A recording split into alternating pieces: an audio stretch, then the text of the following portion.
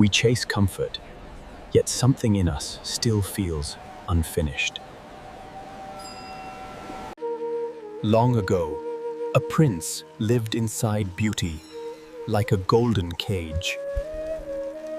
He had pleasure, praise, and safety, yet felt a quiet question. What happens when youth ends? When comfort can't protect us? His world was designed to keep suffering out and curiosity in. One day, he asked to see the world beyond the walls. Outside, life wasn't staged. It was raw, ordinary, real. He saw aging and realized it wasn't optional for anyone. The charioteer said, "This comes for all, even princes." Then he saw sickness, how the body can betray our plans. Luxury felt fragile when he understood pain could arrive anytime. Then he saw death, an ending no palace can bargain with. A question sharpened. What's worth doing before everything changes? Finally, he saw a seeker, someone searching for freedom within. Not escaping life, studying it face to face. After that day, pleasure tasted different, like it couldn't answer him. He saw impermanence in the most beautiful room. Love pulled him one way. Truth pulled him another. He didn't leave from coldness. He left because he cared. Before dawn, he chose uncertain over a comfortable illusion. Every hoofbeat said, "There must be another way to live."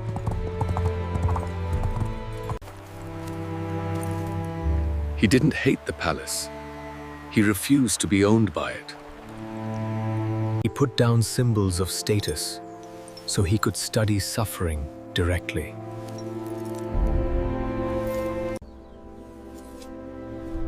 A new identity wasn't found. An old one was relieved.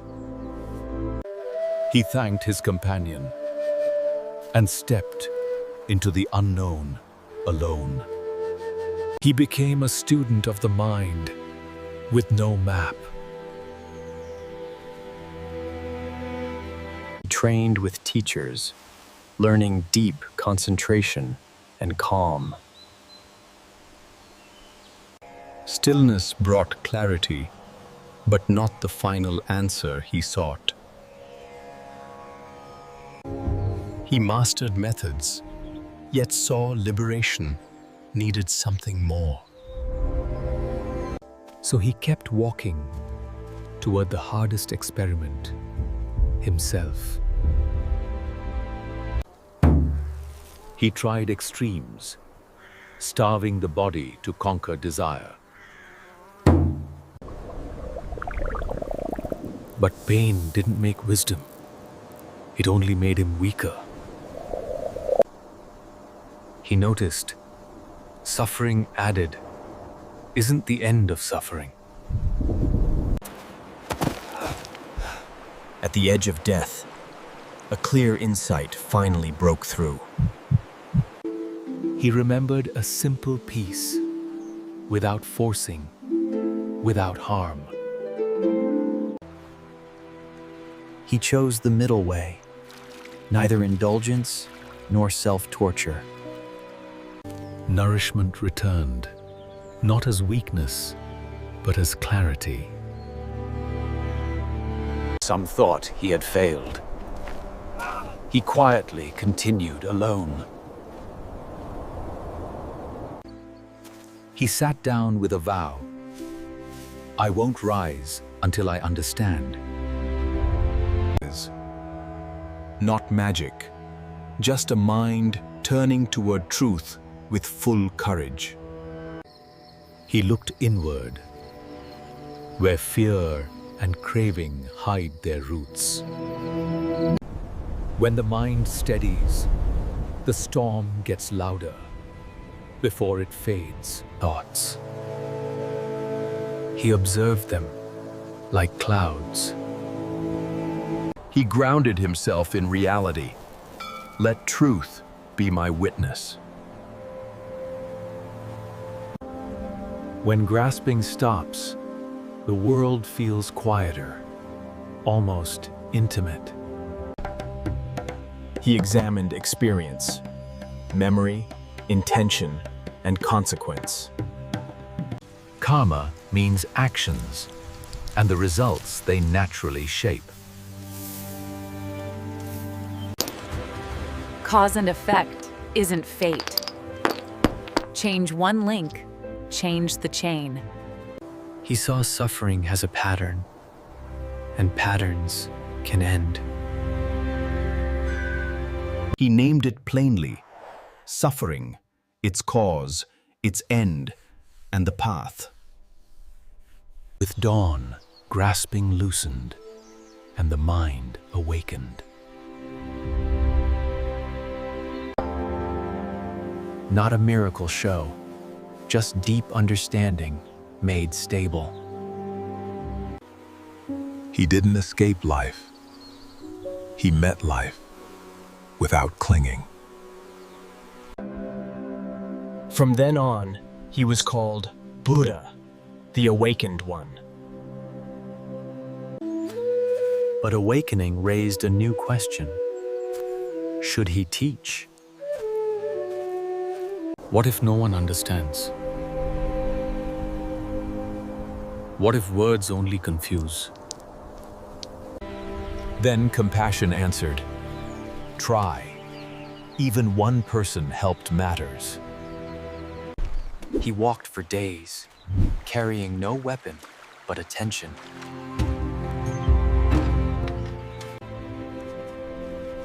At Sarnath, he found the 5 who once abandoned him.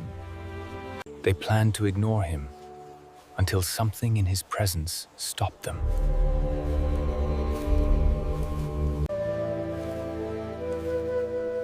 He spoke without pride, only clarity. Too tight breaks you, too loose numbs you. Balance plays. They weren't asked to believe, only to look. This was called turning the wheel of Dharma, starting a path. View, intention, speech, action, livelihood, effort, mindfulness, concentration. He offered hope with responsibility. Freedom is trained, not wished. Word spread, not of miracles, but of a method. A community formed, living simply, practicing ethics and mindfulness. Giving and receiving became training, reducing greed on both sides. He reminded them, everything condition changes, so cling gently. Today, we cling to status, approval, productivity, then wonder why we ache. He didn't deny grief. He taught how to meet it without drowning. Anger burns the one who holds it. Let it fall. He trained the heart, goodwill for self, for others, for all beings. Thank you. Compassion isn't theory. It's a choice, right here. His His journey wasn't about worship. It was about waking up.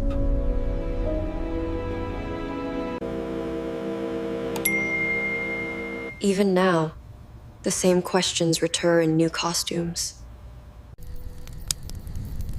The Buddha's answer wasn't escape. It was attention. Start here. Feel one breath, beginning, middle, end. Not to become perfect, just to come back to now. He questioned self, not to erase you, but to free you. We suffer when identity hardens into a prison. Loosen the labels. Keep responsibility, drop the storyline.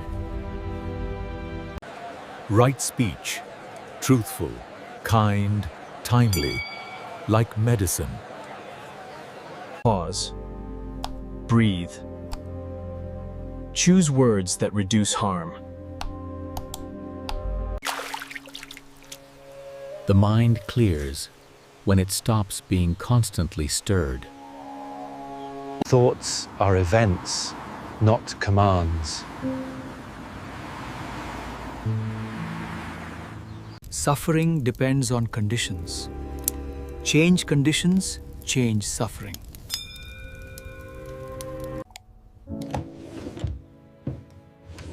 One small change can interrupt a whole spiral. He taught, you don't have to return anger to its sender. Unaccepted gifts stay with the giver. Same with cruelty. Peace isn't passive. It's disciplined.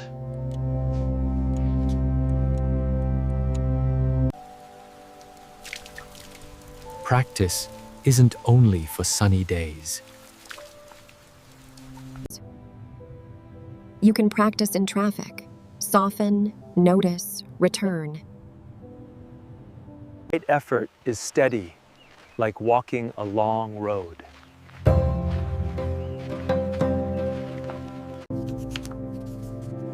Small daily steps beat heroic bursts that burn out. Feel the foot touch. This is how you return from spinning. Even one mindful step changes the next. See change clearly, and you suffer less fighting it.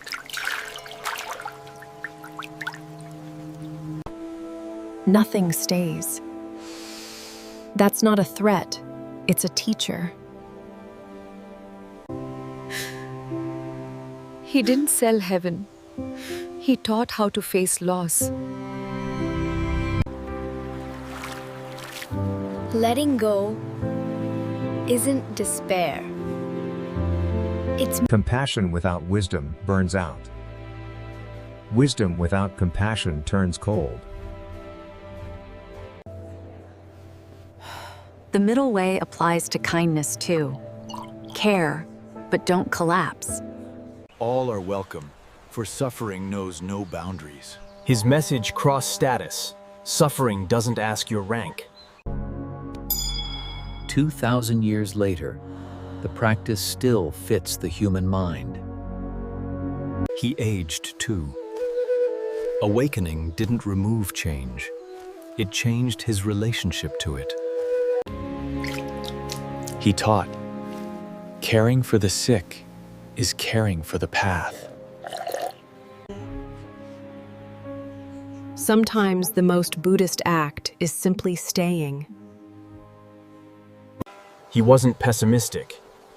He was precise.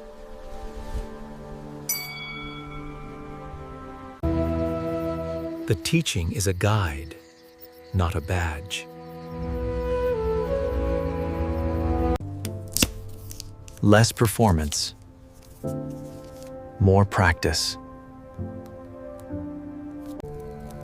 Sometimes the deepest teaching was his silence. Try this tonight. 1 minute of nothing to prove. Freedom grows from integrity. What you do when no one's watching. Every honest choice weakens the grip of greed and fear. Thank you. Near the end, he didn't ask for worship, only practice. His students feared loss. He guided them back to what's true.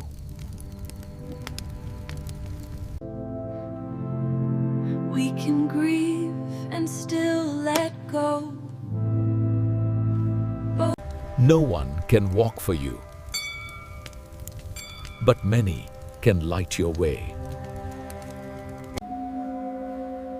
Sangha means you don't have to do it alone. His final emphasis: be mindful, be diligent, be kind. Life flows on. The question is, how will you meet it? Right now, inhale, exhale, let the body be here. Awakening shows up as generosity, simple, practical, human. Thank you.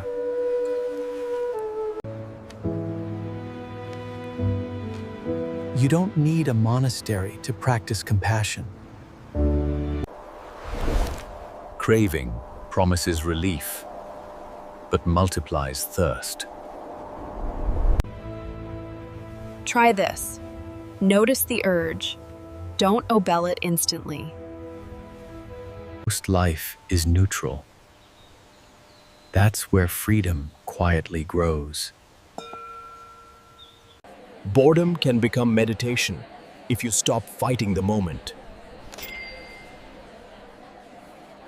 Pain happens. The second arrow is the story we add. Stress. Name it gently. That's the start of not being owned by it. Train focus like a lantern, steady enough to see clearly. Start small.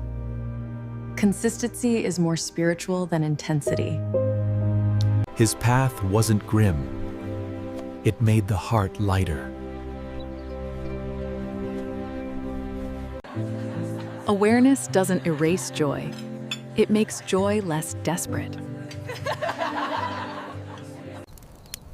He kept pointing to the same truth. Cling less, love more. Ask yourself, what am I holding that's hurting my hands? An open hand can receive. A closed fist can't. Thank you so much, dear. It's no trouble at all. Practice is measurable. Did you reduce suffering today? Wisdom is seeing clearly before reacting.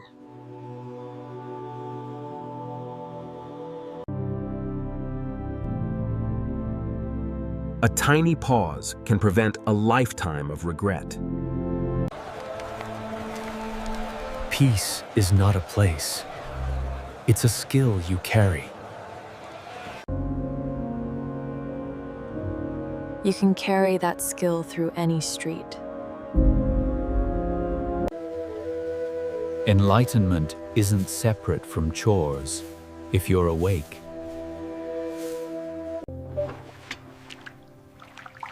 Try one mindful chore today. Let it be your monastery.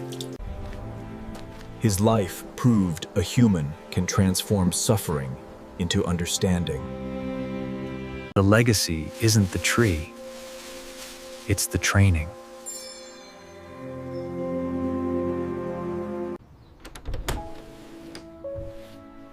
You don't have to be a prince to begin.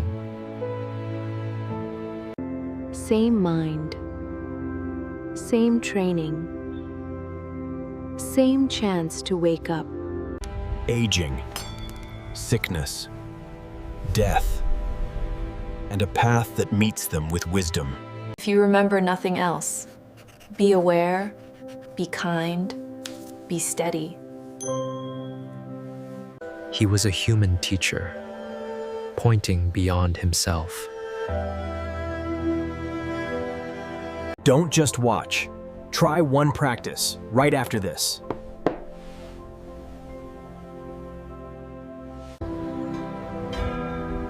May your next breath be the start of freedom.